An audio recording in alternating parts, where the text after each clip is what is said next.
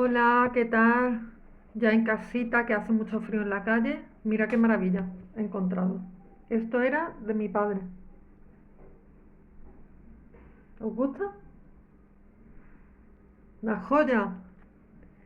Aquí la gente se ha olvidado de sus tebeos, pero bueno, aquí lo pongo yo, mira. Qué maravilla. Y así por detrás. Antes los tebeos costaban muy baratos porque se vendían en los kioscos y eran accesibles a todo el mundo. Ahora, un tebeo te tienes que ir a una librería, un tebeo de Mortadelo y Filemón, y te cuesta 20 euros mínimo. En fin, se ha convertido en un artículo de lujo como tantas otras cosas. Bueno, pues vamos a hablar un poquito de la Constitución. Un poquito de la Constitución. Hay gente que, a mi modo de ver, que yo tampoco soy ninguna experta, eh, se supone que son expertos en derecho y que saben mucho de la Constitución, pero no sé yo, no sé yo. Por ejemplo, dice aquí en este libro, la Constitución de 1978 es nuestra Constitución actual. Durante los 40 años de dictadura franquista, como es lógico, como no había democracia, tampoco hubo Constitución. Pero bueno, voy a seguir hablando, voy a seguir leyendo un poquito más. La forma en que se llegó a esta constitución es un poco especial, ya que se hizo durante la transición pacífica de la dictadura a la democracia. Fue muy importante durante este proceso la figura del rey Juan Carlos I. Claro, pero ¿quién puso a Juan Carlos? Si no fueron los franquistas. O sea, es que el rey Juan Carlos eh, se le da mucha importancia, pero tampoco es para tanto, ¿eh? Bueno, es lo que yo digo, que si la corte franquista no hubiera habido constitución alguna que valga. Las cortes franquistas se hacen el araquiri. Se hacen el araquiri para que haya democracia. Y los males de una democracia también. Recordemos los males de la democracia que se instauró. Los ciudadanos, por ejemplo, padecen los crímenes de ETA. Entonces, fue una democracia de aquella forma. Entonces, ¿qué más decir? Eh, Eso, que la Constitución no se puede entender sin las cortes franquistas.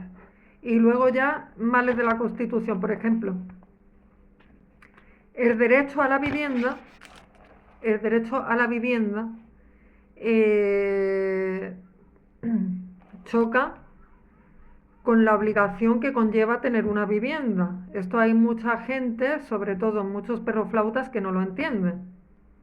Gente irresponsable absolutamente. Yo tengo derecho a vivienda, sí, sí, hijo mío, pero es que también la tienes que pagar. De hecho, el ayuntamiento te obliga cada año a pagar un IBI. Y si no lo pagas, te la pueden hasta quitar. Entonces, muchos derechos, pero pocas obligaciones queremos tener aquí.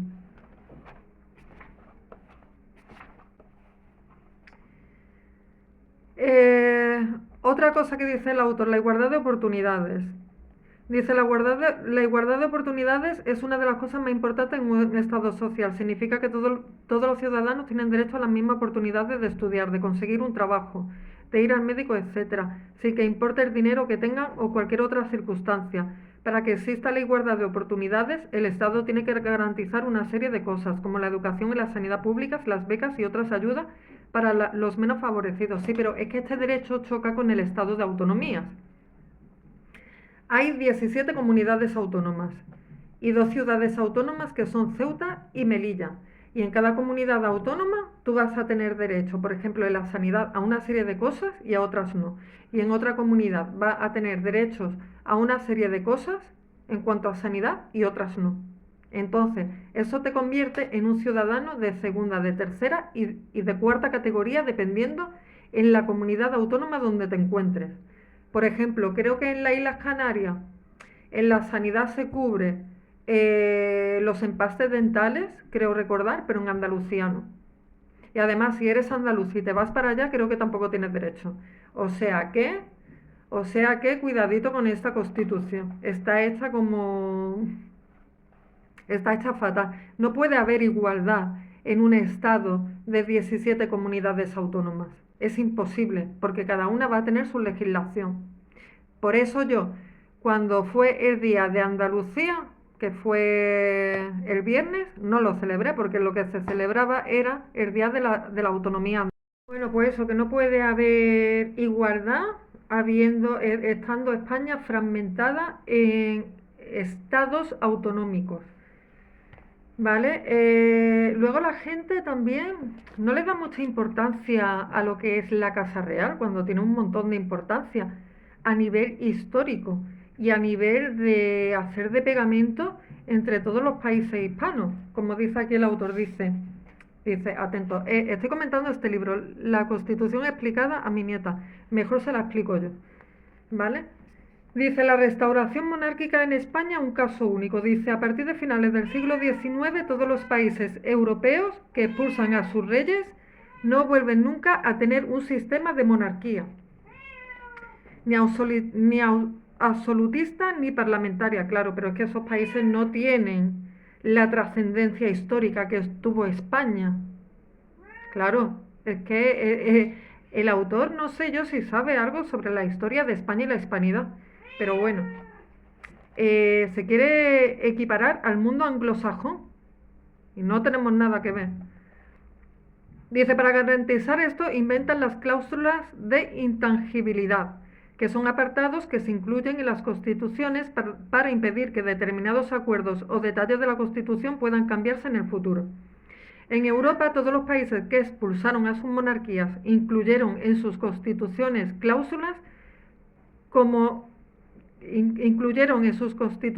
cláusulas como estas, que decían que pasara lo que pasara, no se volvería nunca más a un sistema monárquico. Claro, pero si es que en esos países tener monarquía es algo absurdo. O sea, ¿qué pinta?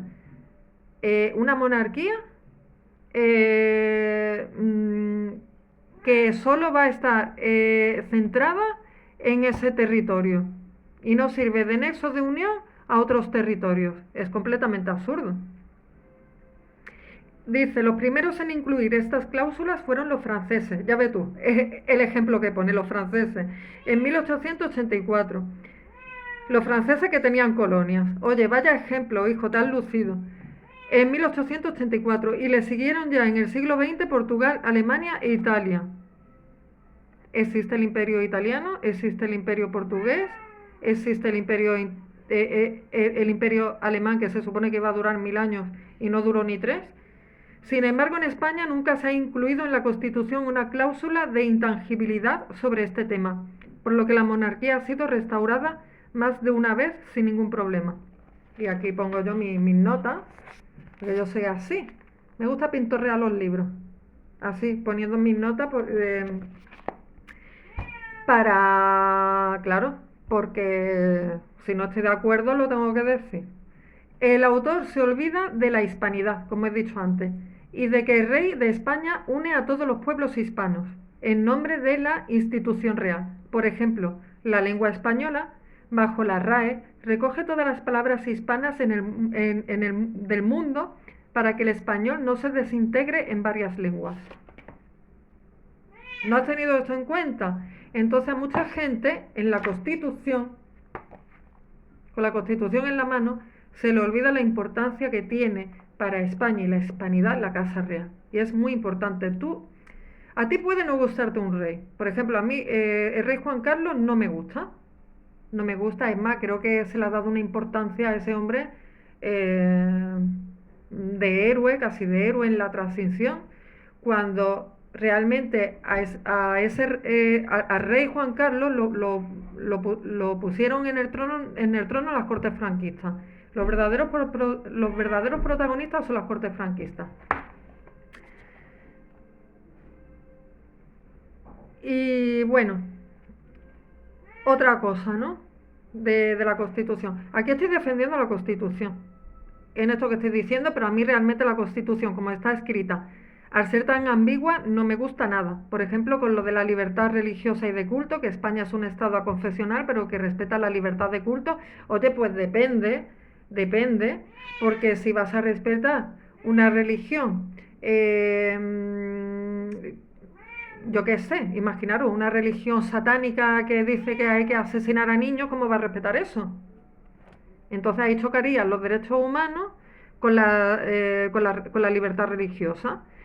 Y, por ejemplo, ciertos sectores del Islam, no digo todos, digo ciertos sectores del Islam, porque el Islam se divide en varias ramas, tampoco son de recibo, tampoco se podría respetar, porque chocaría eh, con los valores occidentales españoles. Por ejemplo, la misoginia. Tú no puedes respetar una religión que sea misógina, porque las mujeres no pertenecemos a ningún tío que tú hayas conocido en la calle. O sea, a mí ese tío no me dio la vida. A mí me parió mi madre. Y yo me hice en el cuerpo de mi madre, con ayuda de mi padre. Pero casi todo lo puso mi madre. Yo no le debo la vida, ni ninguna pleitesía, a ningún tío que yo haya conocido en la calle, pero esto que estamos locos. Yo soy libre como el viento, ¿vale? Y así ha sido siempre. Como Isabel la Católica, libre como el viento, que hizo lo que le salió de su papo. Bueno, pues dice, ¿qué es una dictadura? Aquí, que lo tengo yo apuntado también. Las dictaduras son lo contrario de las democracias. En una dictadura no existe la constitución ni la democracia. Lógico, si ha salido de una guerra, no puede. Venga, hemos salido de una guerra, vamos a poner democracia para que esto contra lo que hemos luchado siga andando por culo. Es imposible, tú no puedes poner una democracia justo antes de acabar una guerra, tiene que pasar mucho tiempo, incluso décadas, para que todo se asiente, para que haya un orden, etcétera, etcétera. Entonces, en una dictadura no existe la constitución ni la democracia y todo el poder está en manos de una sola persona, el dictador, que es quien gobierna y toma todas las decisiones. Y vale, pero es que es lógico. Y que no se le olvide al autor que hay dictadores buenos y dictadores malos. De hecho, la dictadura de Franco se le llama la dicta blanda. Solo hay que ver las películas en la época franquista para hacerse una idea de cómo era la dictadura de Franco. O hablar con tu abuelo, tus padres, etcétera. Que tampoco fue para tanto. Los dictadores no son elegidos, sino que se imponen por lo general por la fuerza, mediante lo que se denomina un golpe de Estado. No, es quien gana la guerra es el que manda. Yo pienso que peor hubiera sido que hubieran ganado los rojos, porque ahí sí que hubieran rodado cabezas. Bueno, es que me he venido aquí porque me molesta un poquito la luz y aparte tengo que cargar el móvil y tal. Bueno, dice así, seguimos. Dice, los dictadores no son elegidos. Toma, has descubierto América tú. Sino que se imponen por lo general por la fuerza. Bueno, por la fuerza no, porque no hay ninguna guerra para poner a los dictadores. Se impone porque como han ganado la guerra, pues ya de forma fluida se impone, no por la fuerza. Mediante lo que se denomina un golpe de Estado, que consiste en utilizar la violencia para hacerse con el poder. El golpe de Estado del general Franco en 1936 contra el gobierno democrático de la Segunda República es el mejor ejemplo de esta técnica para alcanzar el poder. Bueno, se nota que el autor es bastante rojo y que cesera tiene poca, ¿vale? El autor dice legítimo, ¿vale? Dice, el golpe de Estado del general Franco es el... Bueno, en fin, que el autor dice que la Segunda República es el mejor ejemplo y que la Segunda República se impuso, bueno, se impuso, se debió a un gobierno legítimo. O sea, que estuvo ahí legítimamente.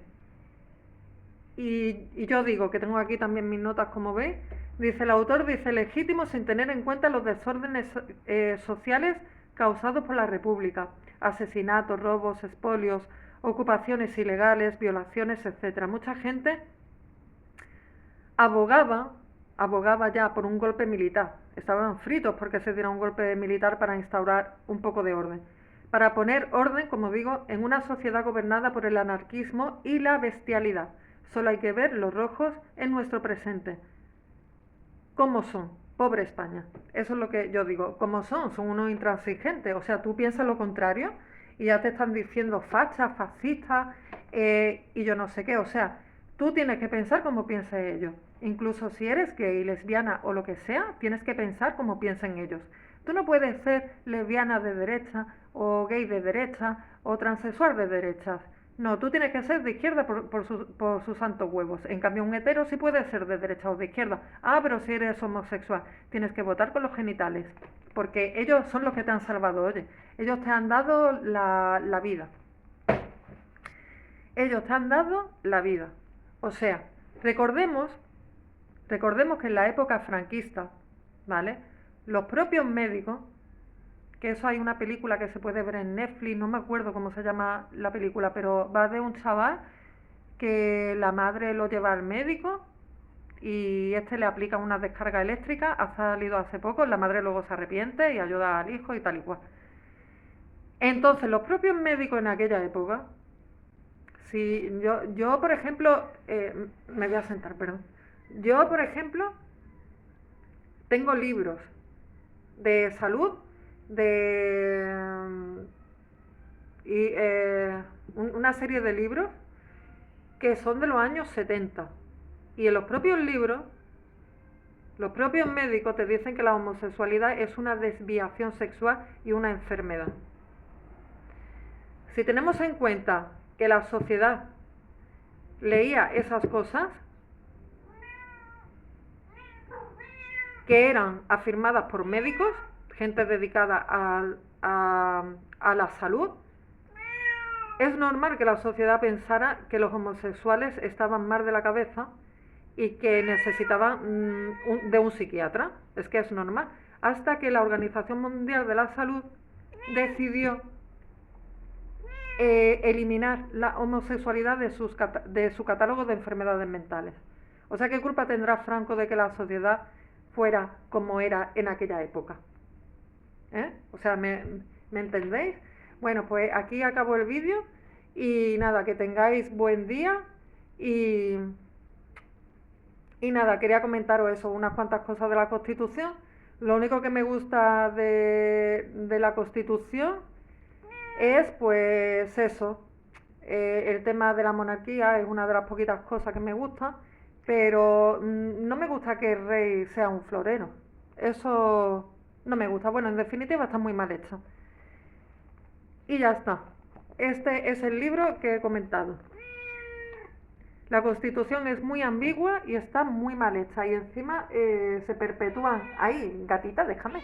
Encima se perpetúan ideas que no son de recibo. Porque ¿qué tendrá que ver la monarquía francesa con la monarquía española? ¿Es que hubo algún imperio francés o algo? Si lo que habían eran colonias. En fin, cosas como esas son las que hay que rebatir. Y ya está. Un besito y hasta luego.